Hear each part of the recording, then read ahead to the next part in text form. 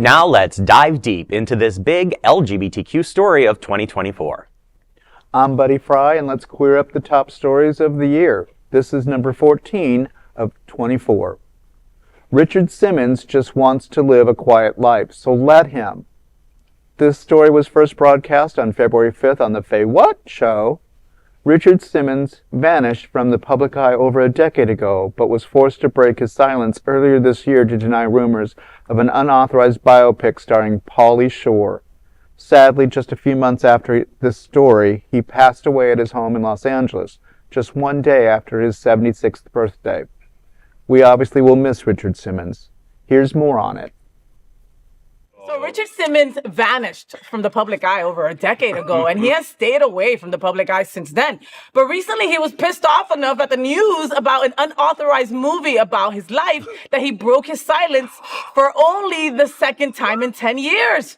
Richard recently posted on Facebook dismissing the rumors of a movie being made on his life with Pauly Shore.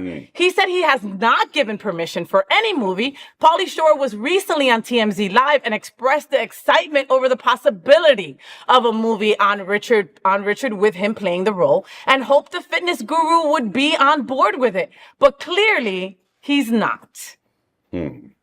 Richard Simmons just wants to live a quiet life. Just let him, or don't let him.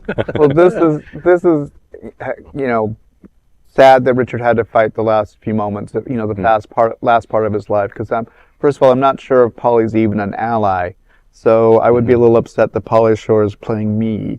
Yeah. That's a little discerning because I'm not convinced that Pauly Shore is a great actor, let alone the story would be anything but, a bad episode of National Enquirer. I'm not convinced. So I'm sorry that Richard had to spend the last battle of his life fighting a movie that he didn't even want to be involved with. I wonder why he didn't want that. He's an icon. He should want to be celebrated, and he should have pieces that are a staple in the community. Well, maybe he thought he already made the presence, he made his position. True. He did history his way. Well, he also wanted to, in the comment that he's had, or that a statement that he wrote, he just wanted to live a quiet, peaceful life out of the spotlight. I think there was a lot of kind of ups and downs with him over the years. I remember, first of all, when I was a young kid, the Sweat into the Oldies stuff. Yep. And then when I was in high school, he came back as like Dave Letterman's foil on several of those episodes. But then he and Letterman had kind of like this on again, off again fight. And I think that's when maybe Simmons started to say, hey, I'm going to back out of this. Yeah.